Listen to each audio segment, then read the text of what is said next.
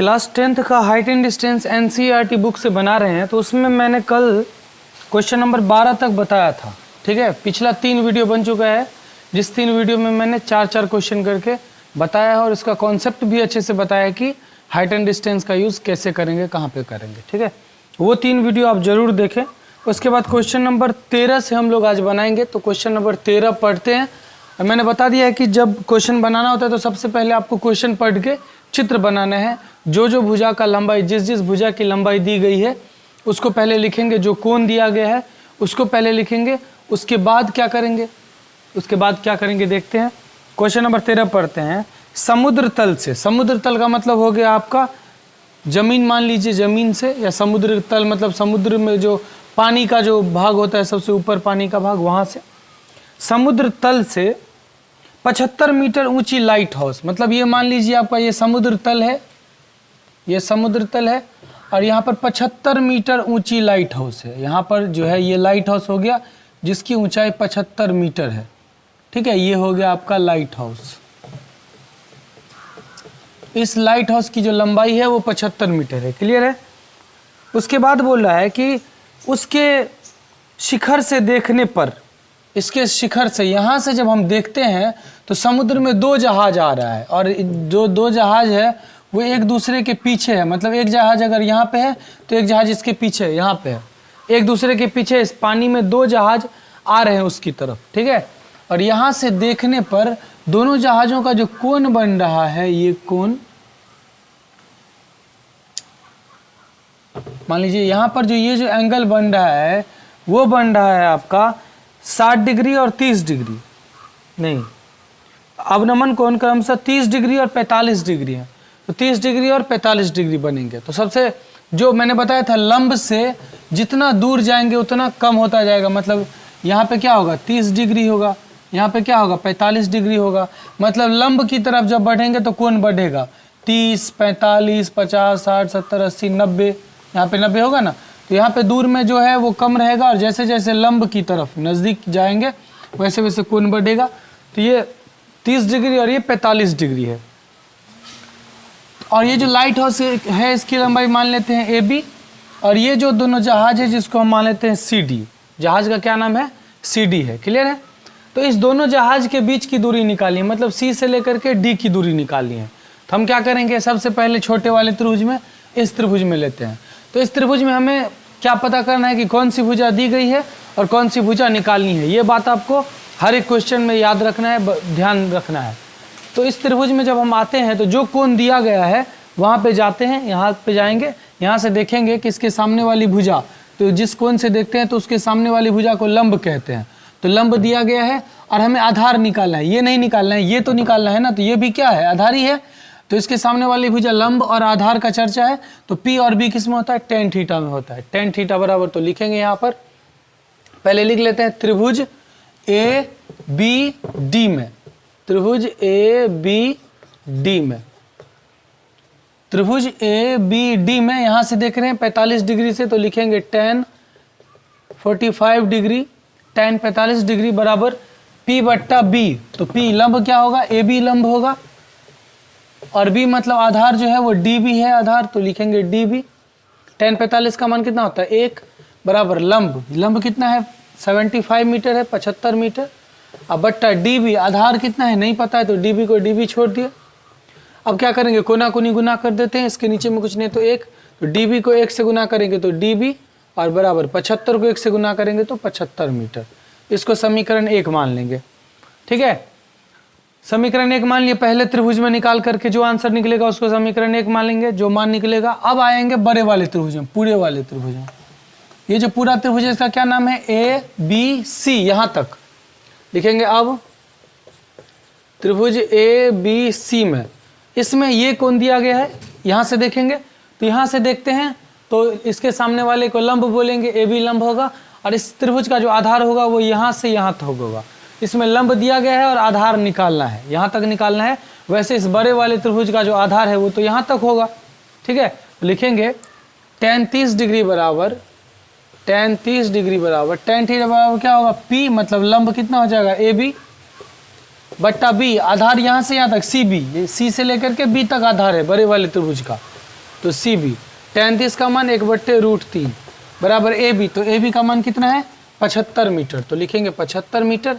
और बट्टा नीचे में जो सी बी देख रहे हैं हम, ये जो सी बी है वो दो भागों में बटा हुआ है, सी डी और डी बी, तो इस सी बी के बदले में हम क्या लिखेंगे C D plus D B लिखेंगे।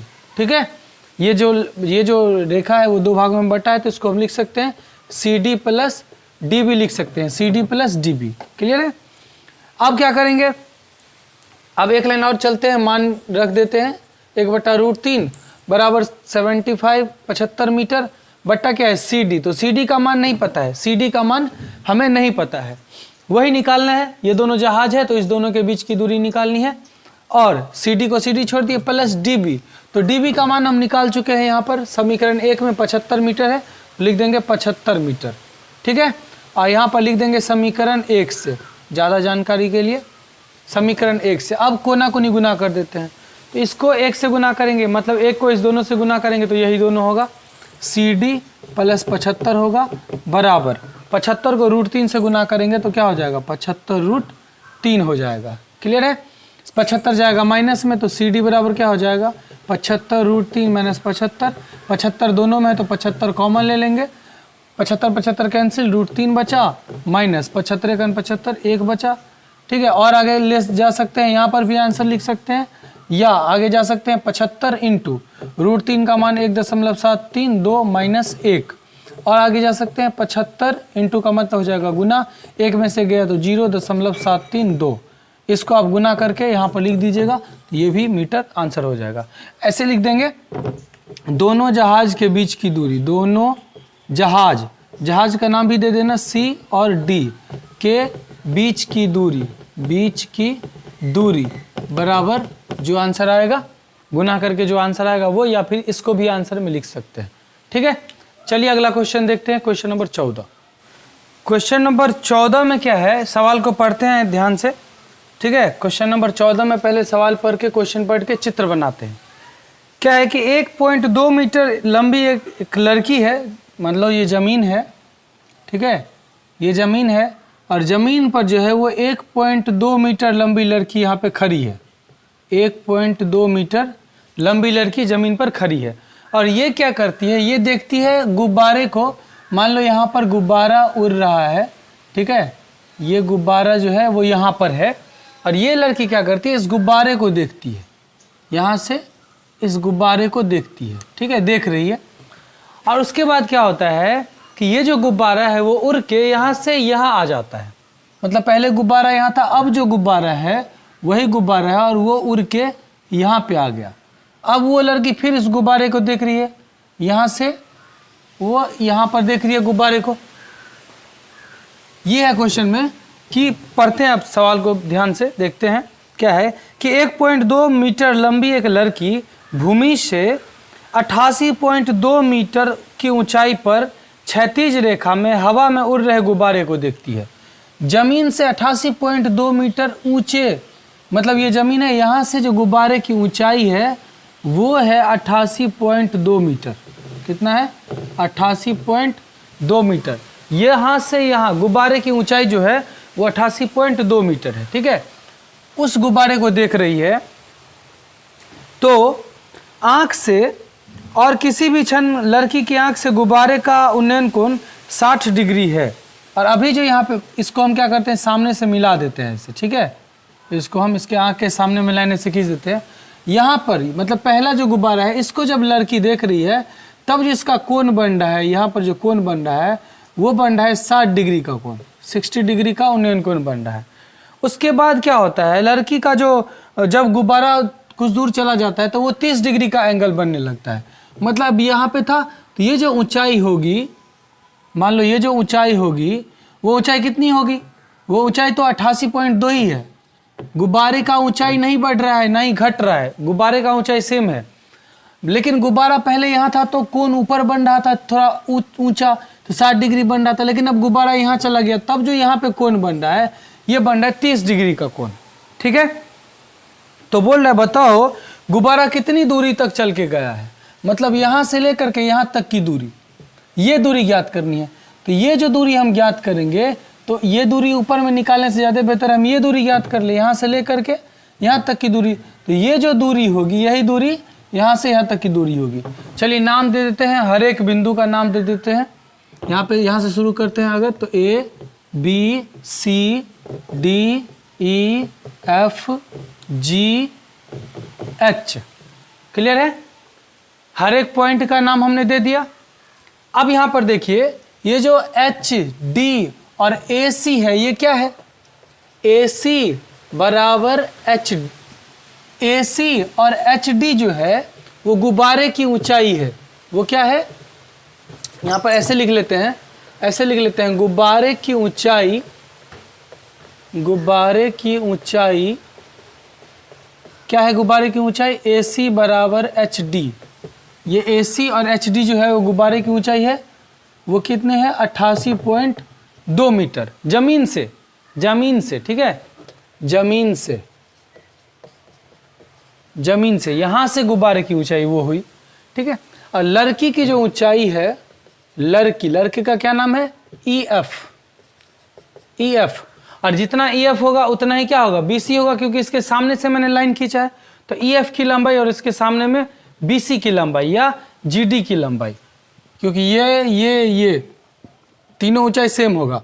EF GD BC ये तीनों लंबाई सेम होगी, तो ये जो है लड़की की लंबाई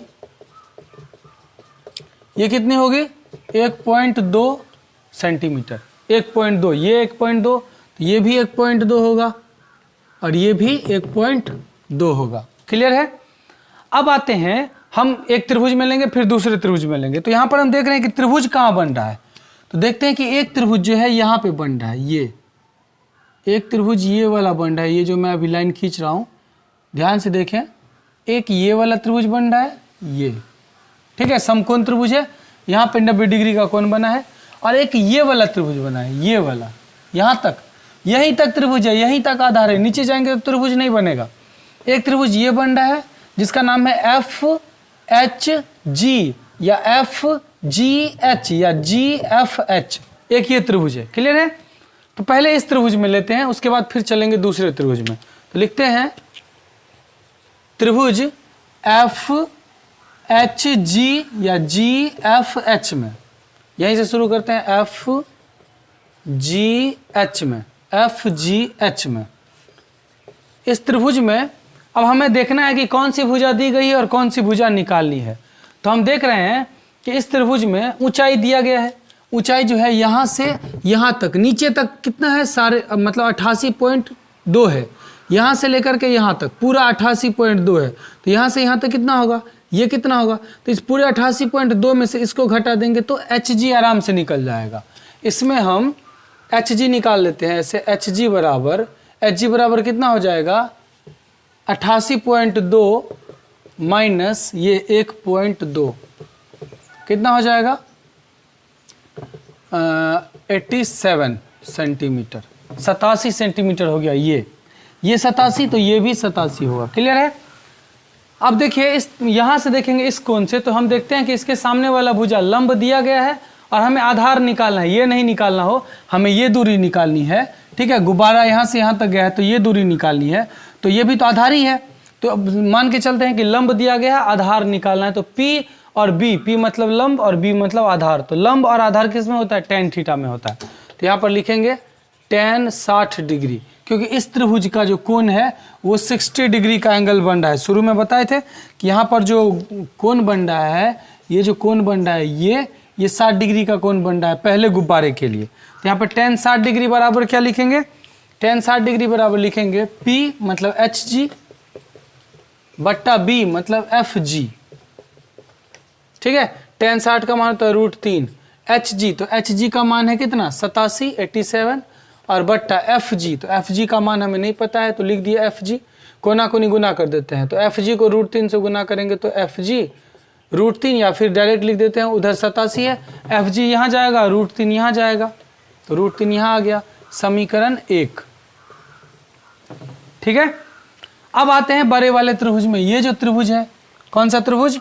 ये मैं यहाँ पर लाइन बना देता हूँ, ये ध्यान से देखें, ये जो त्रिभुज है ये वाला यहीं तक होगा, B तक ही होगा, और फिर ये आधार हो जाएगा पूरा, ये इस त्रिभुज में, त्रिभुज ए एफ बी में, यहां पर लिखेंगे अब त्रिभुज ए एफ बी में, इस त्रिभुज में हम देखते हैं कोण कितना डिग्री है, इसमें 30 डिग्री कोण बन रहा है, दूसरे गुब्बारे के लिए 30 डिग्री का कोण बन रहा है। तो यहां से देखते हैं कि लंब दिया गया है, यहां से यहां तक दिया गया है, ठीक है।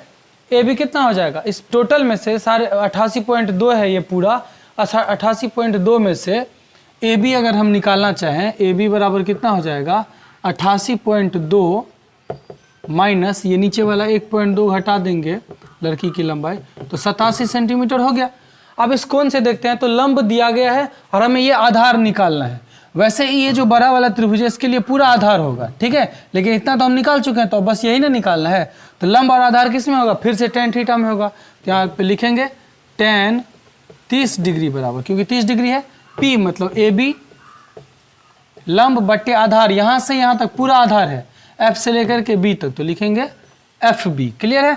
tan 30 का मान कितना होता है 1/√3 बराबर ए बी, तो यहाँ से यहाँ तक कितना दिया गया है, ए बी का मान 87 है, तो 87 सेंटीमीटर बट्टा एफ बी। तो देखिए एफ बी जो है वो दो भागों में बटा है, F G plus G B, तो यहाँ पर लिखेंगे F G plus G B. Clear है। उसके बाद आगे बढ़ें तो कोना कोनी अगर हम गुना करते हैं तो देखिए इस दोनों को एक से, इसके नीचे लिखेंगे, इस दोनों को एक से गुना करेंगे तो यही दोनों होगा, F G plus G B होगा, और बराबर 87 को √3 से गुना करेंगे तो क्या हो जाएगा 87√3। क्लियर है। यहाँ पर एफ जी का मान निकाल चुके हैं, यहाँ पर समीकरण 1 में देखिए एफ जी का मान कितना है 87/√3, तो एफ जी के बदले में हम लिख देंगे 87/√3, ठीक है, प्लस जी बी, तो जी बी का मान नहीं है, यही निकालना है हमें, तो जी बी को जी बी लिखेंगे बराबर 87√3। अब ये प्लस में है इधर तो उधर चला जाएगा माइनस में, तो लिखेंगे जी बी बराबर 87√3 माइनस 87/√3। क्लियर है। इससे आगे अब क्या करेंगे, इसके नीचे में कुछ नहीं है तो 1 डालेंगे, यहाँ पर मैं बना देता हूँ इधर, उसके नीचे में क्या करेंगे 1 डाल के भिन्न घटाव निकाल लेते हैं। इसके नीचे में 1 डाल दिए, 1 और √3 का एलसीएम लघुत्तम कितना हो जाएगा √3 हो जाएगा, 1 से भाग देंगे तो √3 को इससे गुना करेंगे, √3 से तो 3 को 87 से गुना करेंगे तो हो जाएगा कितना 3 से 21, 2 3 8 24 और 2 26। उसके बाद क्या है माइनस √3 कैंसिल, 1 को 87 से तो 87 माइनस कर लें, 11 में से 7 गया तो 4, उसके बाद हो गया 5 15 में से 8 गया तो 7, उसके बाद 174 बट्टा कितना हो जाएगा √3। क्लियर है।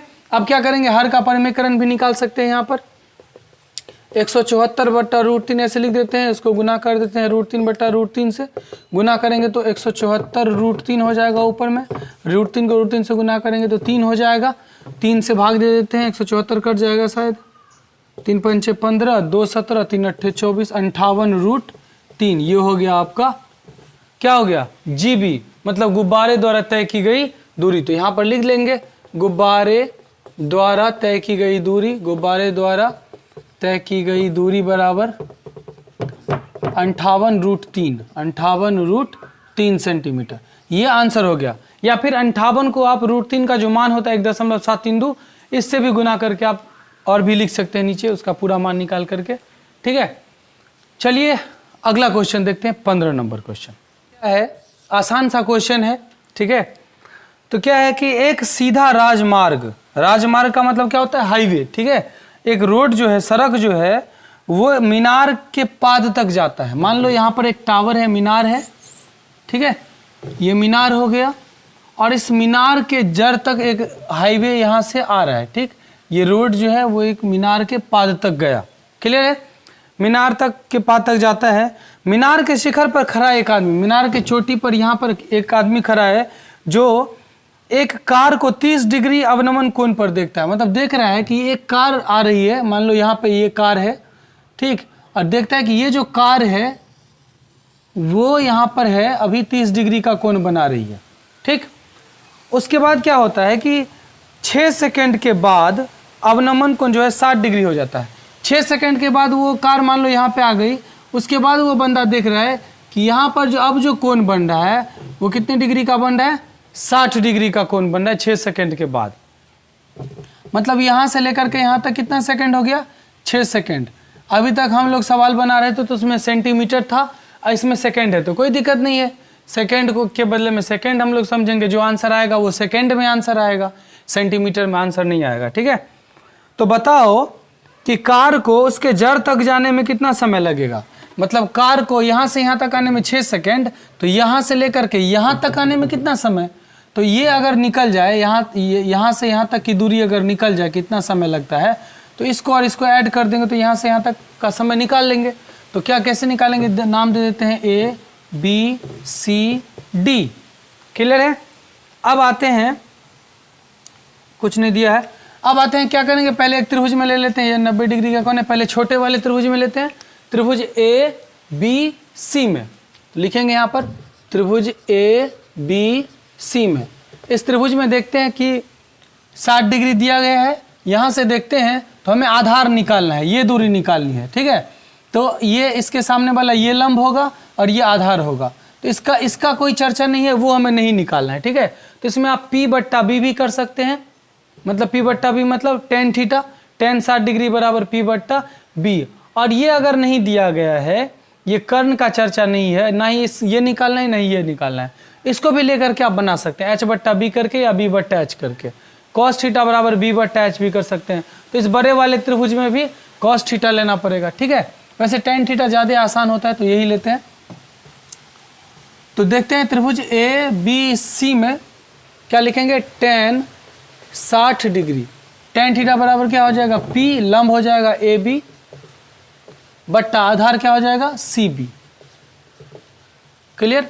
अगर आप cos थीटा लेते, ठीक, sin थीटा नहीं लेते क्योंकि P/H हो जाता, आधार हमें निकालना है ना, तो sin थीटा का आधार का चर्चा, आधार जिसमें रहेगा उसको हम लेंगे। B वाला सूत्र जो हो सकता है वो हम ले सकते हैं।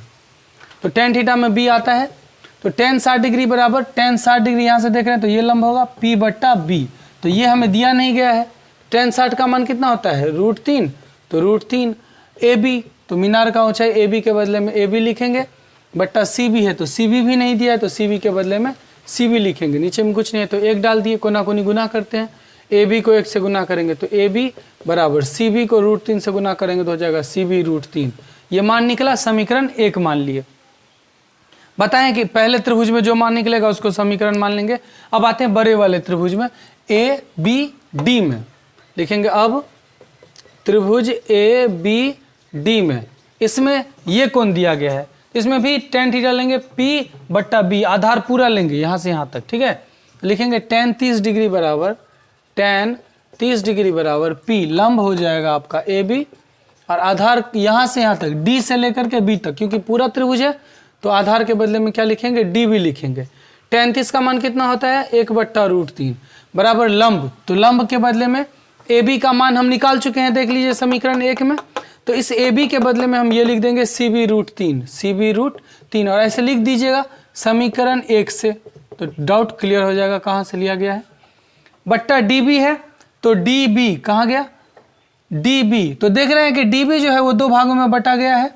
ठीक, तो DB के बदले में हम DC प्लस CB लिख सकते हैं। तो DB को हटा करके क्या लिखेंगे, DC प्लस CB। क्लियर है। चलिए देखिए, 1/√3 बराबर CB √3 बट्टा DC, तो DC का मान दिया गया है 6 सेकंड, तो 6 लिख दिए, सेकंड में है, बस ये ध्यान रखना है कि सेकंड में है, 6 लिख दिए, प्लस क्या है CB है तो CB लिख दिए। अब आगे चलेंगे, कोना कोनी गुना करते हैं, तो √3 को CB √3 से गुना करेंगे तो √3 3 हो जाएगा, तो हो जाएगा √3 3 हो गया, गुना होगा तो 3 CB हो गया, ये 3 CB, और बराबर 1 को इस दोनों से गुना करेंगे तो यही दोनों होगा, क्योंकि 1 को किसी संख्या से गुना करते हैं तो वही संख्या होती है। CB को इधर ले आते हैं तो 3 CB माइनस 1 CB, ये CB माइनस में आ जाएगा, उधर बचा 6, 3 CB में से 1 CB गया तो 2 CB बराबर 6, 2 गुना में है 2 जाएगा भाग में, तो 2 तिया 6, तो सी बी बराबर क्या हो गया 3। मतलब सी से बी तक जाने में कितना समय लगेगा 3 सेकंड का समय लगेगा। तो जो कार जो है वो यहाँ से यहाँ तक जाएगी तो कितना समय लगेगा, ठीक है। तो कुल समय कार द्वारा तय किया गया कुल समय कितना हो जाएगा 6 सेकंड यहाँ तक और 3 सेकंड यहाँ तक। तो 6 सेकंड प्लस 3 सेकंड कितना हो गया 9 सेकंड। ये आपका आंसर हो गया, ठीक है। चलिए अगला क्वेश्चन देखते हैं। क्वेश्चन नंबर 16 बनाने से पहले हम समझेंगे कि पूरक कोण क्या होता है, ठीक है। तो पूरक कोण का परिभाषा होता है कि जब दो कोणों का योग 90 डिग्री हो तो वे कोण जो है वो आपस में पूरक कोण कहलाते हैं, परस्पर पूरक कोण कहलाते हैं। मतलब 30 डिग्री का पूरक कोण क्या होगा 60 डिग्री। तो ये जो 30 है वो इसका पूरक है और 60 जो है वो 30 का पूरक है, ठीक है। तो जब दो कोणों का योग 90 डिग्री हो तो उसे हम क्या कहेंगे पूरक कोण कहेंगे। मतलब एक कोण अगर मान लीजिए 70 डिग्री है तो दूसरा कितना होगा 90 माइनस 70 होगा, मतलब कितना हो जाएगा 20 हो जाएगा। मतलब अगर एक कोण दिया गया है, एक कोण अगर हमें पता है तो उसका पूरक कोण हम कैसे निकालेंगे, तो 90 में से जो कोण दिया गया है उसको घटा देंगे तो दूसरा निकल जाएगा।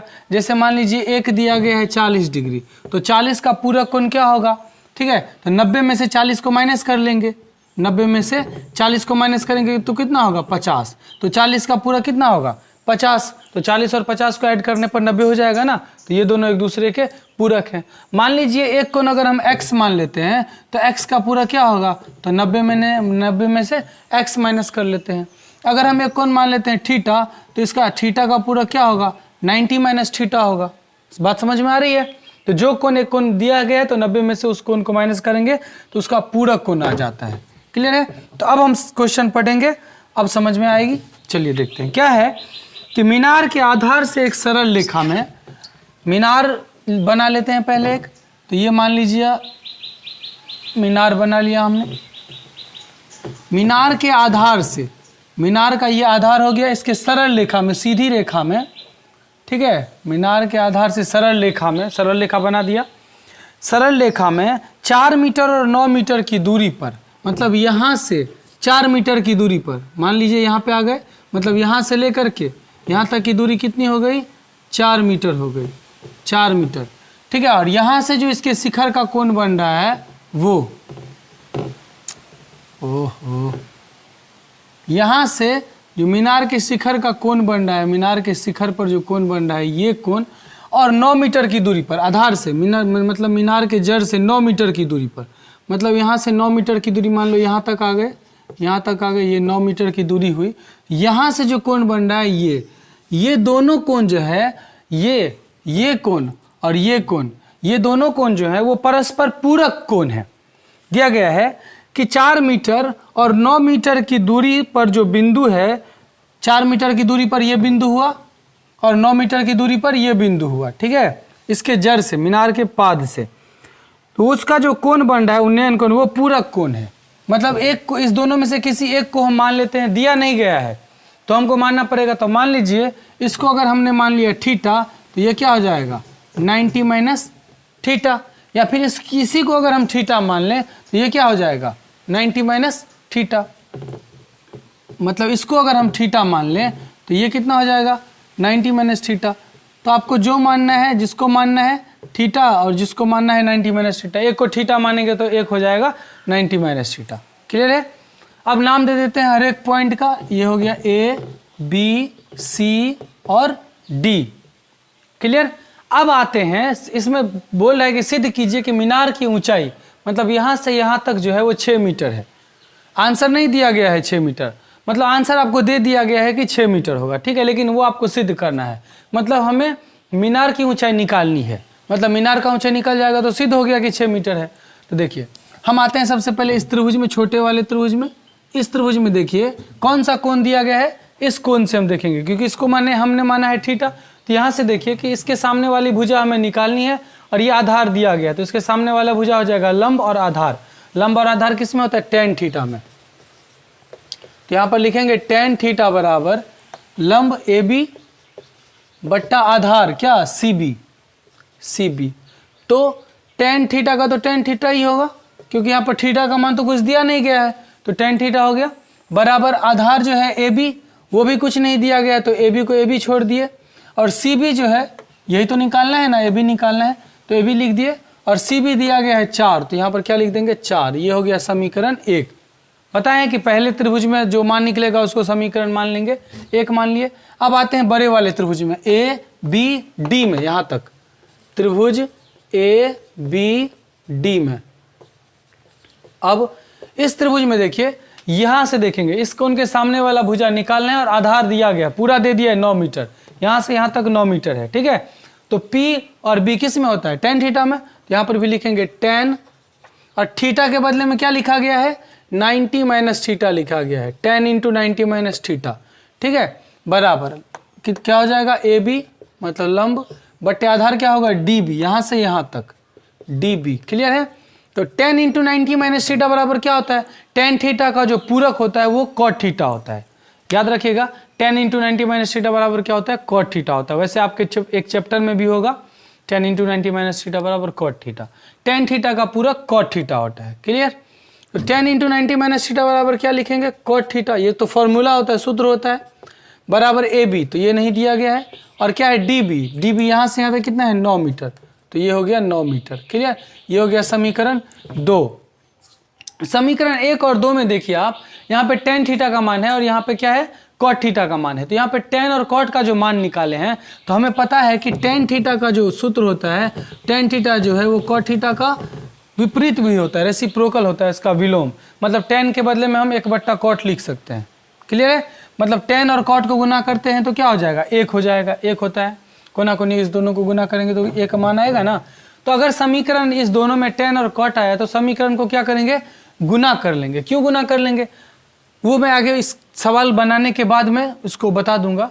तो इस समीकरण में tan का मान निकला है, इस समीकरण में cot का मान निकला है, तो हम क्या करेंगे, समीकरण को गुना करेंगे, समीकरण 1 गुने 2 से, ठीक है। तो गुना करेंगे तो कैसे गुना होता है, लेफ्ट हैंड साइड को लेफ्ट हैंड साइड से गुना करेंगे, राइट हैंड साइड को राइट हैंड साइड से गुना करेंगे, ठीक है। तो लेफ्ट को लेफ्ट से, तो tan theta into cot theta बराबर AB बट्टे 4 राइट में गुने AB बट्टे 9, AB बट्टे 9 हो गया गुना। tan थीटा को cot थीटा से गुना करते हैं तो कितना होता है, फॉर्मूला होता है tan theta into cot theta बराबर क्या होता है 1, बराबर देखिए इसमें ऊपर ऊपर गुना होगा, नीचे नीचे गुना होगा। तो AB को AB से गुना करेंगे तो क्या हो जाएगा, AB स्क्वायर, और बट्टे 4 को 9 से गुना करेंगे तो क्या हो जाएगा 36। अब आते हैं इधर, इधर देखिए नीचे में कुछ नहीं है तो 1 डाल दिए, कोना कोनी अगर हम गुना करें तो AB स्क्वायर को 1 से गुना करेंगे 1 से, तो AB स्क्वायर होगा, और बराबर 36 को 1 से गुना करेंगे तो 36। तो स्क्वायर हटाएंगे यहाँ से, तो AB बराबर क्या हो जाएगा, स्क्वायर हटाते हैं बराबर के एक तरफ से तो दूसरे तरफ जो है वो स्क्वायर रूट में चला जाता है, वर्गमूल में चला जाता है। 36 का वर्गमूल कितना आ गया, 6 आ गया, ठीक है। तो AB बराबर 6 आ गया। मीनार की ऊंचाई लिखेंगे, इसलिए मीनार की ऊंचाई बराबर, मीनार की ऊंचाई बराबर कितना 6 सेंटीमीटर या मीटर, जो मीटर में आंसर तो मीटर, प्रूव्ड, क्लियर। अब आपका डाउट क्लियर कर देते हैं कि यहाँ पर हमने गुना क्यों किया, समीकरण को हमने गुना क्यों किया। तो मान लीजिए, इसको मिटा देते हैं आप, ठीक है। मान लीजिए कि अगर हम यहाँ पर गुना, अगर हम ऐसे डायरेक्ट गुना नहीं करते तो क्या करते, अगर हम डायरेक्ट यहाँ पे गुना नहीं करते तो हम ये करते कि यहाँ पर tan थीटा का मान निकला है और यहाँ पर cot थीटा का मान निकला है, तो हम क्या करते, यहाँ पर भी tan थीटा का मान निकाल लेते हैं, या फिर यहाँ पर cot थीटा का मान निकाल लेते हैं, दोनों तरफ एक मान निकाल लेते हैं, क्लियर है। तो दोनों तरफ अगर एक चीज़ का मान निकालते हैं तो या तो यहाँ पे cot निकालो तो दोनों तरफ cot हो जाएगा, या फिर यहाँ पे tan निकालो तो दोनों तरफ tan हो जाएगा, क्लियर है। तो चलिए हम दूसरे वाले में, यहाँ पर इसको हम समीकरण 2 नहीं मान करके, इसको हम समीकरण 2 नहीं मान करके यहाँ पर cot निकाले हैं, तो cot थीटा बराबर क्या होता है, cot थीटा बराबर क्या होता है, 1/tan थीटा होता है। तो cot थीटा के बदले में क्या लिखेंगे, यहाँ पर 1/tan थीटा लिखेंगे, तो 1/tan थीटा बराबर क्या होगा, AB/9 हो जाएगा, क्लियर। अब अगर हम इस tan थीटा को ऊपर ले चलें, tan थीटा को ऊपर ले चलें, मतलब ये ऊपर नीचे अगर होगा तो इधर भी ऊपर नीचे हो जाएगा, ठीक। तो tan ऊपर जाएगा, मान लीजिए, तो tan थीटा बराबर क्या हो गया, ये 9 ऊपर गया और AB क्या आ गया, नीचे आ गया। अब इसको आप इसको समीकरण 2 मान लीजिए, क्लियर है। अब देखिए इसमें भी tan थीटा का मान निकालें, इसमें भी tan थीटा का मान निकालें, तो समीकरण 1 और 2 में दोनों तरफ क्या निकला है, tan का मान निकला है। तो दोनों समीकरण, इसमें भी tan निकला है, इसमें भी tan निकला है, तो समीकरण क्या हो गया, बराबर हो गया, क्योंकि सेम मान निकाले हैं। तब लिखते, गुना नहीं करते, तब लिखते समीकरण 1 बराबर 2, क्योंकि LHS बराबर है तो RHS भी क्या होगा, बराबर होगा, तो बराबर कर लेते हैं। इसका जो एक में RHS है AB बट्टे 4, तो बराबर क्या हो जाएगा, दूसरा का है 9 बट्टा AB, 9 बट्टा AB गुना करते हैं तो AB को AB से गुना करेंगे तो क्या हो जाएगा, AB स्क्वायर हो जाएगा, और 9 चौक कितना हो जाएगा, 36। अब फिर वही AB बराबर स्क्वायर रूट 36, 36 का वर्गमूल क्या हो जाएगा, 6 मीटर। ये हो गया आपका प्रूफ। आप ऐसे भी बना सकते हैं, कोई दिक्कत नहीं है, डायरेक्ट भी आप समीकरण को गुना कर सकते हैं, tan cot रहेगा, तो नहीं करना है तो ऐसे आप कर लीजिए। क्लियर? तो अच्छे से ख़त्म हो चुका है। अगर और भी कुछ डाउट हो, कुछ पूछना हो, तो आप हमें कमेंट कर सकते हैं, मैसेज कर सकते हैं। ठीक है भाई, अच्छा लगा हो तो प्लीज़ लाइक करके जाएं, चैनल को सब्सक्राइब कर दें। बाय।